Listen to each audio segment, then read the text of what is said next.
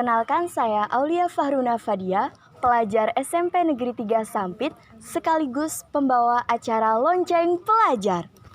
Kali ini Aulia berada di SMP Negeri 3 Sampit.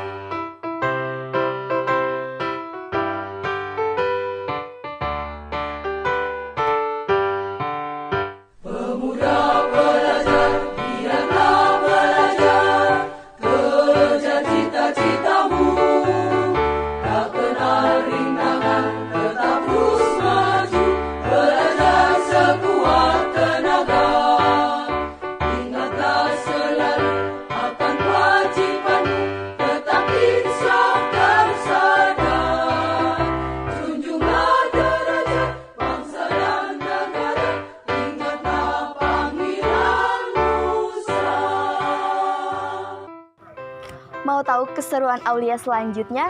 Yuk ikutin!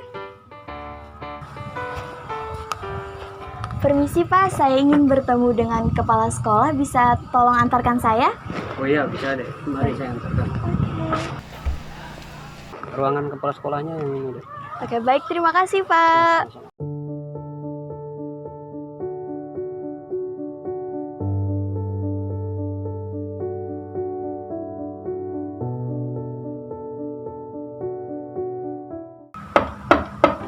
Ya, silahkan masuk. Assalamualaikum Ibu. Waalaikumsalam warahmatullahi wabarakatuh.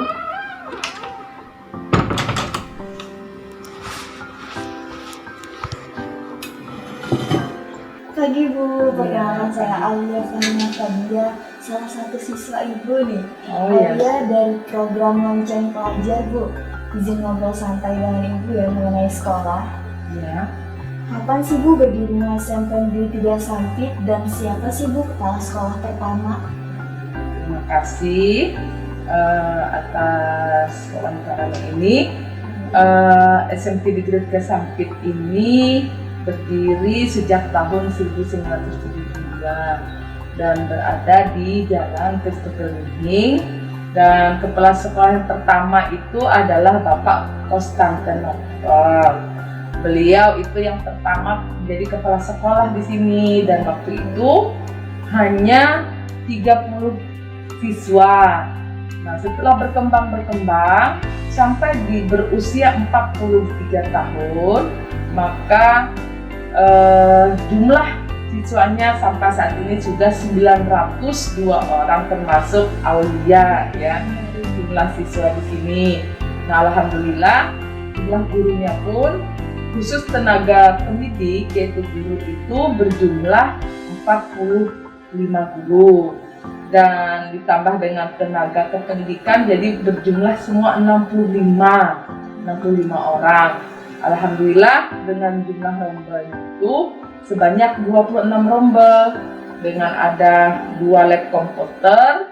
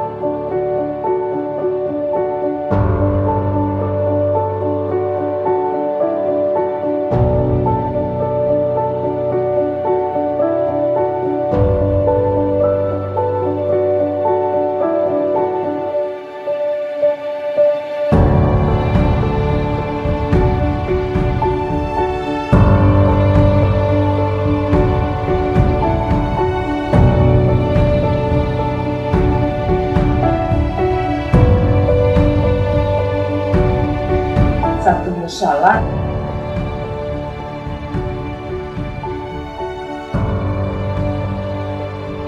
dengan 24 WC atau kamar mandi. Nah, jadi alhamdulillah berkat kerjasama semuanya, siswa dan para guru sini semua alhamdulillah bisa melaksanakan proses belajar mengajar sesuai dengan menjadi visi misi di SMP 3 ini.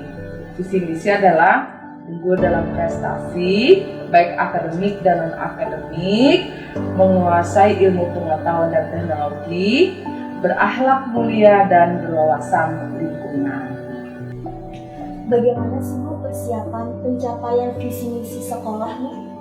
Ya, karena visi misi itu sudah dibuat secara bersama-sama oleh pihak sekolah, yang di dalamnya ada kepala sekolah, guru, dan komite, juga ada siswa yang dilibatkan untuk pembuatan visi misi tersebut, maka kami seluruh stakeholder sekolah ini bekerja sama untuk mencapai visi misi. Dan tentunya pencapaian visi misi itu harus sesuai dengan standar nasional pendidikan, yaitu yang pertama standar kelulusan. Standar kelulusan itu kan berdasarkan apa yang disiapkan. Nah, disiapkan itu bagaimana membuat program, dari guru membuat program penyiapan pendidikan karakter, membuat program kolaboratif yang nanti bisa membuat anak-anak berpikir kritis. Nah, tentunya dalam program tersebut ada dalam pembelajaran sehari-hari di kelas. Nah, itu standar kelulusan, bagaimana nanti anak-anak itu setelah lulus di sini dia bisa mampu melanjutkan ke sekolah sesuai dengan keinginannya. Maka di standar kelulusan itulah program yang kami laksanakan adalah program yang membuat anak-anak tadi bisa mempunyai karakter, mempunyai berpikir kritis dan kreatif. Nah, kemudian setelah standar kelulusan itu ada standar isi. Dan ada 8 standar tuh. Yang pertama tadi standar kelulusan, yang kedua standar isi. Nah, standar isi ini adalah bagaimana guru-guru bisa mengimplementasikan, mengaktualisasikan kurikulum yang telah ditetapkan oleh pemerintah untuk dilaksanakan di kelas, disampaikan kepada siswa. Tentunya guru-guru itu harus mempunyai program. Jadi setiap tahun guru-guru itu untuk mencapai standar isi itu harus mempunyai program. Apa program yang dibuat oleh guru? Ada yang namanya program tahunan, program semester, kemudian ada namanya rencana pembelajaran atau RPP. Nah, di situ di standar isi itu guru-guru harus berpedoman pada kurikulum yang ditetapkan oleh Kemendikbud. Dan sekarang ada kan kurikulum 13 dan juga ada sekarang mulai kurikulum paradigma baru. Nah, jadi di standar isi itulah kerja guru-guru di situ. Dia membuat merancang bagaimana materi yang disampaikan itu sesuai dengan apa yang diinginkan dari standar kelulusan itu tadi, yang berdasarkan dari tujuan pendidikan nasional. Nah, jadi di standar isi guru-guru di situ berkreasi untuk tercapainya apa yang diinginkan oleh pemerintah sesuai dengan keadaan siswa kita, sesuai dengan apa yang menjadi kemampuan kompetensi siswa. Nah, jadi kan setiap kan Aulia sudah merasa sering kan sudah masuk kelas, bagaimana guru-guru berkreasi supaya Aulia dan teman-temannya bisa memahami apa yang menjadi materi disampaikan. Dan guru-guru juga kan tidak memaksakan harus seperti ini, tapi sesuai dengan bagaimana siswa itu dia bisa mencapai kompetensi tersebut dengan caranya sendiri, tapi kompetensi bisa tercapai. Itu di standar isi. Kemudian standar proses. Nah, standar proses itu bagaimana guru mengelola di kelas kan. Dan proses itu bagaimana, apakah guru sudah menyampaikan memberi mata pelajaran materi itu hanya menonton saja, atau guru sudah berkolaborasi atau berkreasi dalam menyampaikan materi. Jadi tidak hanya guru-guru itu kan tidak hanya ceramah kan tidak hanya ceramah, tapi ada diskusi. Kadang anak-anak dibawa keluar kelas kan untuk melihat alam sekitar, karena di standar proses inilah guru-guru bisa melihat kompetensi apa yang ada pada anak ini. Anak ini cocoknya dia model belajar seperti apa. Nah, jadi standar proses ini guru-guru itu harus tahu dia pedagogik ya, cara belajar, cara mengajar yang pas untuk anak ini seperti apa. Jadi sekolah menyiapkan untuk standar proses ini, standar isi ini kepada guru-guru tenaga pendidikan itu dengan berbagai macam pelatihan. Kan biasa kalau libur sekolah anak belajar, guru-guru sih adakan pelatihan, ada in-house training, workshop. Tujuannya apa? Untuk meningkatkan profesionalis guru itu, supaya di kelas guru bisa menyampaikan materi-materi pembelajaran yang nanti cocok dengan anak-anak. Jadi kelas tidak membosankan. Jadi guru menyampaikan tidak membosankan, apalagi di masa pandemi seperti ini. Guru-guru harus punya inovasi terus kan. Nah, masa PJJ juga guru-guru punya inovasi kan, bikin video supaya menarik, videonya dibikin guru sendiri yang muncul di video tersebut, tidak mengambil YouTube orang lain. Nah, itulah untuk pencapaian standar kelulusan, standar isi, dan standar proses. Nah, sekolah selalu memfasilitasi untuk itu. Penyiapan pelatihan-pelatihan, memberi kesempatan kepada para guru-guru untuk mengikuti diklat-diklat, baik diklat online maupun secara offline, supaya anak-anak di kelas itu tidak merasa selalu digurui, kan? Jadi harus saling sharing, karena dalam kelas itu harus ada hubungan interaktif antara guru dengan siswa, siswa dengan guru, antar siswa. Kan guru kan tidak selalu ceramah kan Aulisi merasakan ada yang diskusi ya, ada yang disuruh bikin portofolio, apalagi ini sudah kelas 9. Nah, kelas 9 ini kan ada nanti tidak hanya ujiannya itu dilaksanakan, tidak hanya ujian tertulis ya, tapi disuruh bikin anak-anak juga membuat portofolio. Nanti ada pameran karya. Jadi tidak hanya kompetensi pengetahuan, tapi keterampilan pun akan ditunjukkan, akan ditampilkan oleh anak-anak. Jadi tidak hanya nilai pengetahuan saja yang diambil, tapi nilai keterampilannya juga diambil. Karena anak-anak itu tidak semua anak yang pengetahuannya bagus, keterampilannya bagus, tapi ada anak yang pengetahuannya rendah tapi dia punya kompetensi keterampilan yang bagus, maka anak itu juga dianggap berhasil dan sukses. Maka nanti di pameran karya itulah guru-guru akan menilai bagaimana kompetensi anak ini sebenarnya, sehingga nanti setelah SMP ini anak-anak tersebut bisa diarahkan kemana sih arahnya nanti masuk ke tingkat yang lebih tinggi, SMA atau SMK. Nah, kemudian setelah itu ada standar namanya penilaian. Nah, penilaian inilah yang dilakukan kan setiap setelah kompetensi dasar kan ada ulangan harian, ada ulangan semester, ada penilaian tengah semester, baru ulangan semester ya. Kemudian ada ujian akhir sekolah. Nah, tadi pameran karya itu salah satu penilaian juga untuk anak-anak kelas 9. Jadi penilaian itu, guru-guru itu tidak hanya menilai pengetahuan, kan sering ada praktek ya, ada membuat sesuatu karya, produk, proyek.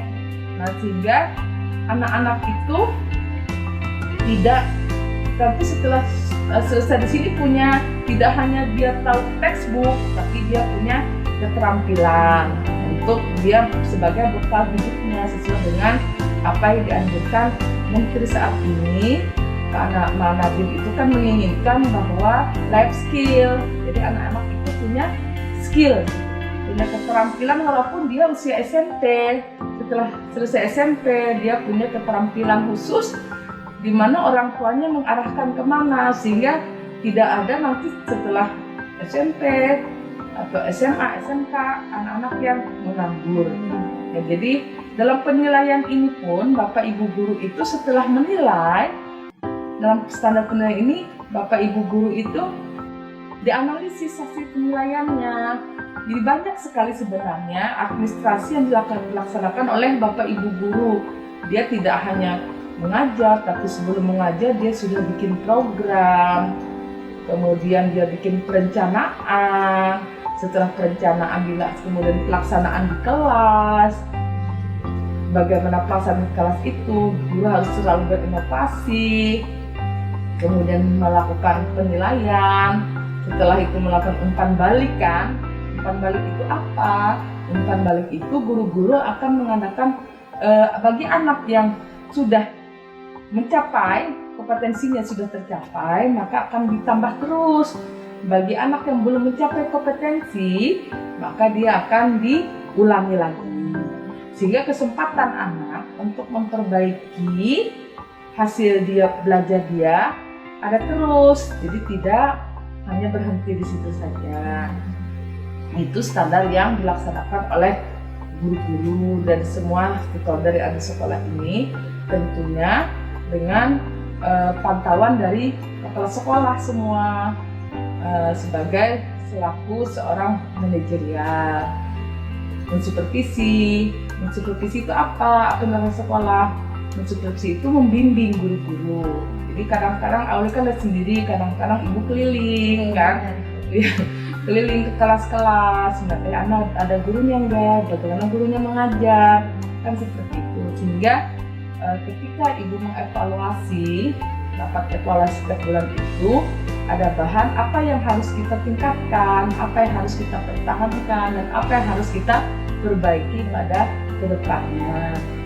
Apalagi di masa pandemi ini kan, pandemi ini, PTM terbatas ini, pihak sekolah selalu berpikir keras bagaimana berinovasi supaya pembelajaran itu tetap terus berjalan dan tidak merugikan pihak-pihak lain. Semua harus tenang belajar. Karena selama PJJ 2 tahun itu hasilnya memang dirasakan sangat kurang. Ya kan, benar kan? Polisi kan merasakan. Iya, sangat benar ini. Iya, saat PJJ itu kan yang dirasakan hanya belajar sendiri kan. Pengetahuan hanya banyak didapat dari Mbah Google. Ya kan? Tidak susah untuk konfirmasi, tapi kalau kita tatap muka langsung kita mudah konfirmasi dengan guru-guru, juga mudah memberikan pendidikan karakter yang merupakan salah satu program sekolah ini. Penguatan pendidikan karakter merupakan yang utama yang dilakukan. Nah, setelah standar penilaian baru standar pengelolaan. Standar pengelolaan ini apakah sekolah ini sudah membuat program tahunan, ya, program jangka menengah, jangka panjang, kemudian program rencana kerja tahunan dibuat oleh sekolah. Tentunya sekolah sudah membuat program-program itu. Karena itu akhirnya kan bisa berjalan dengan lancar seperti ini. Nah, program-program itulah yang menjadi acuan dalam pelaksanaan kegiatan sekolah ini. Kemudian setelah itu standar prasarana. Nah, prasarana inilah yang kita lakukan sebagai ada fisik, ada non fisik. Nah, ada bangunan kan kita lihat sendiri bagaimana sarana prasarana dan baik dari kelas ya, dari MCK, kantin, ruang guru, ruang kepala sekolah, lab, semua selalu dibenahi dari pintu gerbang ya. Musola juga ya. Dari pintu gerbang, musola sampai terus masuk ke dalam, kan itu sudah ada dibuat dalam perencanaan. Nah, jadi di sarana prasarana lah yang mengelola itu. Kan ada Wakasek nih. Nah, ada Wakasek Sarpras yang bagian tadi kalau standar kelulusan, standar isi, standar proses, penilaian itu bagian lokasi kurikulum yang membantu kepala sekolah untuk pelaksanaannya. Kepala sekolah kan nggak kerja sendiri nih, ada 4 wakasek yang membantu. Lokasi kurikulum dia memantau pelaksanaan standar kelulusan tadi, standar isi, standar proses, dan standar penilaian. Itu lokasi kurikulum beserta stafnya yang membantu. Kemudian untuk pengelolaan sarana itu ada wakasek sarana, kan sudah ada dijelaskan oleh wakasek sarana Satpas kan. Nah, sarana prasarana ini selain dikelola oleh sekolah juga ada yang dapat bantuan dari pemerintah ya. Nah dari daerah juga dari aspirasi dewan itu dari usaha-usaha sekolah untuk bisa bagaimana sarpras sekolah ini bisa terpenuhi sesuai standar. Walaupun saat ini masih ada ruang guru yang masih belum sesuai standar dan ada juga ruang kelas yang masih belum sesuai standar, tapi kami sekolah terus berusaha untuk memenuhi standar tersebut. Apalagi di masa PTM terbatas ini ya, sarana untuk memenuhi protokol kesehatan itu pun harus dilengkapi.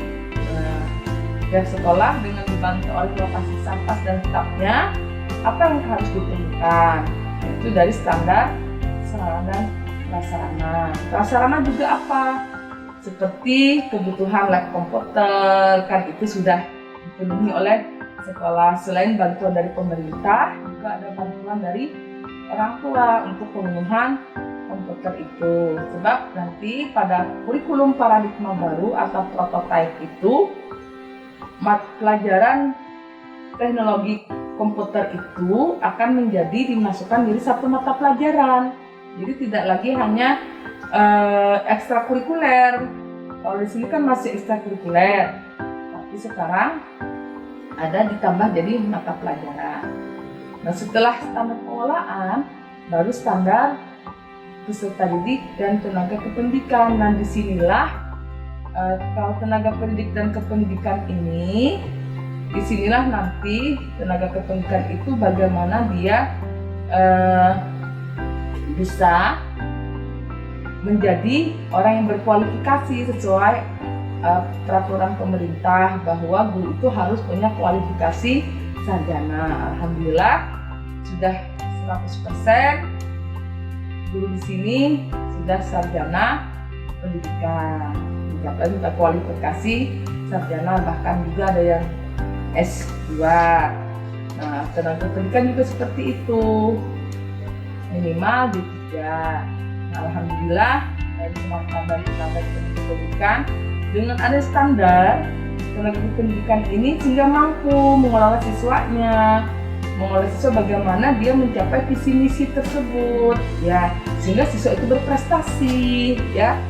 Prestasi yang dirasakan bagaimana mencapai prestasi, tentunya dengan selain belajar di kelas tentu ada ekstra kurikuler. Nah, kan banyak ekstra kurikuler di sini, ada pramuka yang wajib, kemudian yang wajib kan pramuka, ada PMR, ada karate, ada silat, ada sepak bola. Untuk seni ada yang menari, ada putar solo, terus ada seni grafis, ada renang kan. Itu yang ada di ekstrakurikuler. Dan untuk kecintaan tadi, untuk persiapan upacara Senin kan ada LKBB.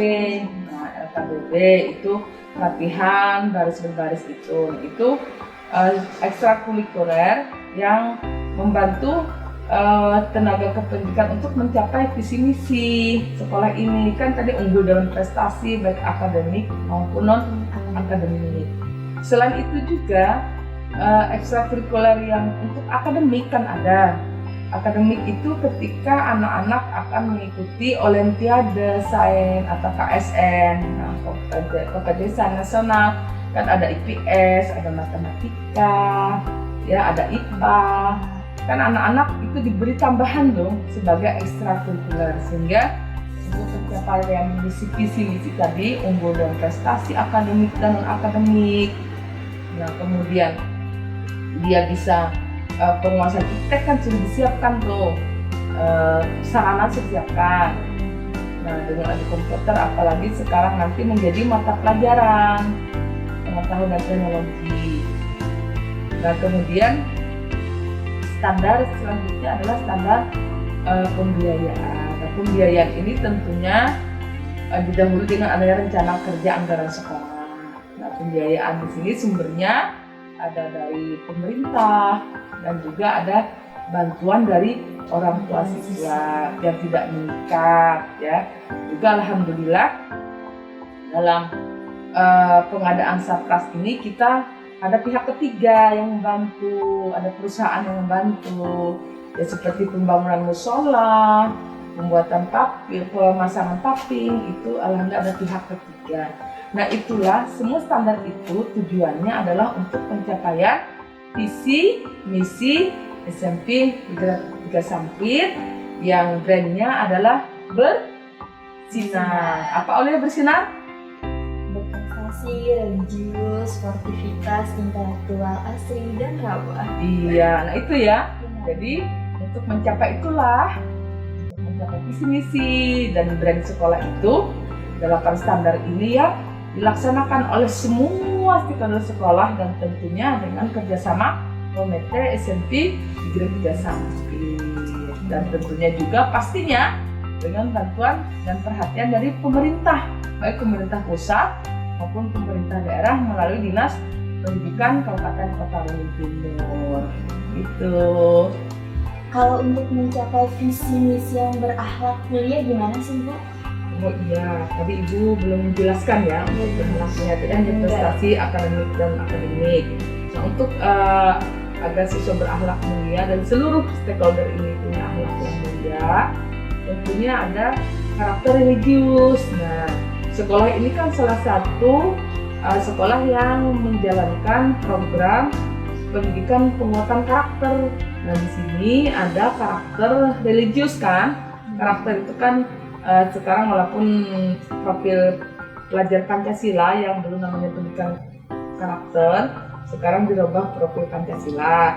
Nah, untuk mencapai itu, di sini sekolah ada karakter.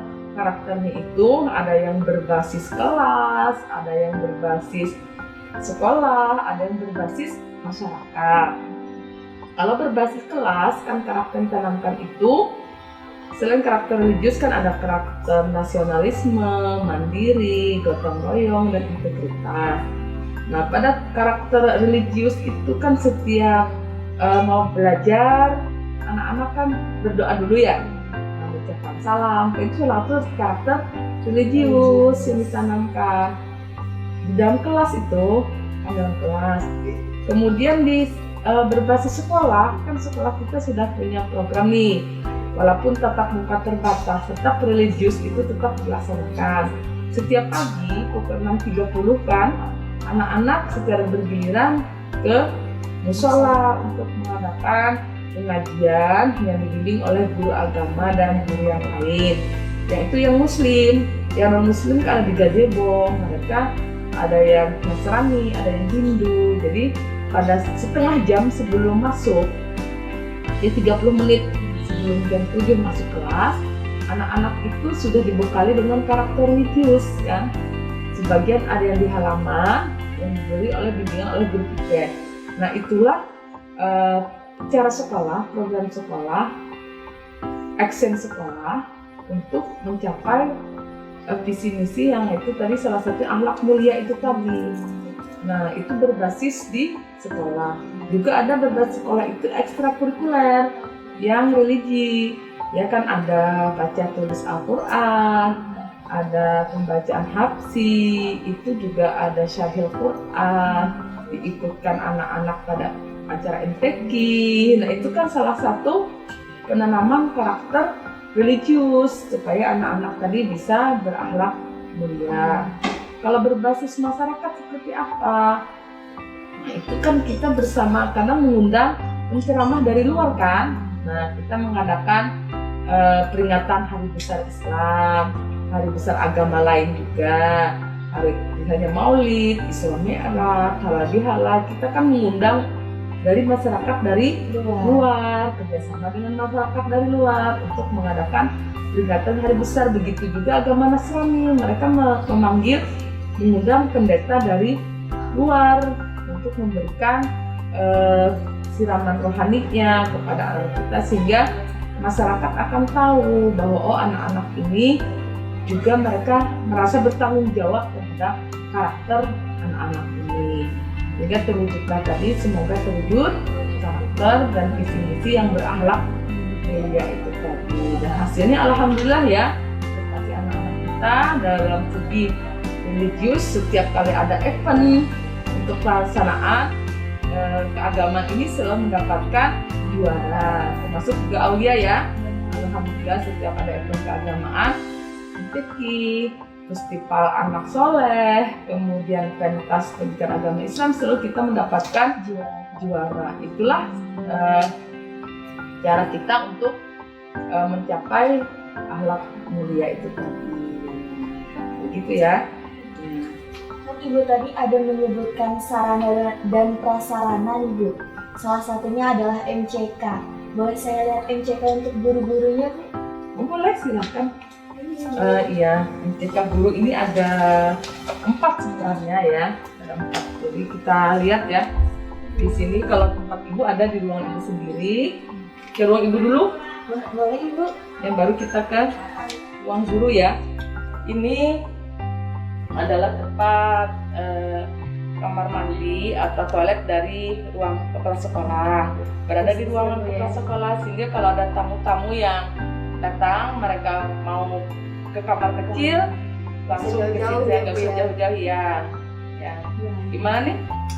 Bersih banget ya Bu ya. Alhamdulillah kita tetap mengutamakan kebersihan ya. Kalau MCK untuk guru-guru di mana sih Bu? Kita keluar ya.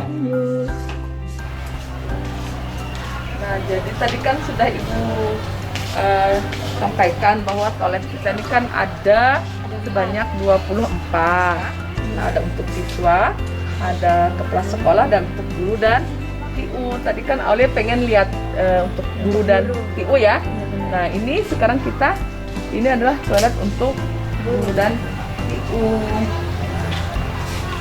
Ini tempatnya ya, bagaimana Aulia?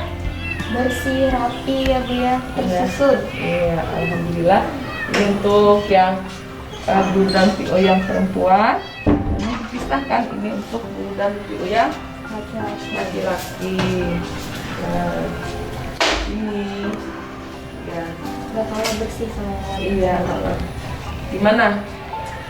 Bagus nih Bu. Iya. Sama dengan siswanya juga ya. Benar. Iya, karena kan kita di sini, Aulia kan tahu bahwa kita ada piket kan. Benar. Selain piket kelas juga ada piket toilet ya, MTK. Jadi setiap hari Jumat kan bertugas, dan ada guru-gurunya juga kan yang membimbing siswanya untuk kebersihan MCK ini ya, sebagai tetap bersih, karena itulah kunci utama kebersihan. Alhamdulillah dengan kerjasama semuanya, kita kan kemarin sudah mendapat juara Adiwiyata ya Bu. Adiwiyata dan juara lomba kebersihan sekolah se-Kabupaten Kota Waringin Timur. Ya, tadi sudah kita jalan-jalan ke MCK, kepala sekolah dan guru serta TU. Kita ngobrolnya di mana ya lebih santainya? Di gazebo aja ya, karena kan luas nih kita, lingkungan sekolah kita sangat luas, jadi kita selain indoor juga ada outdoornya ya, kita keluar. Oke.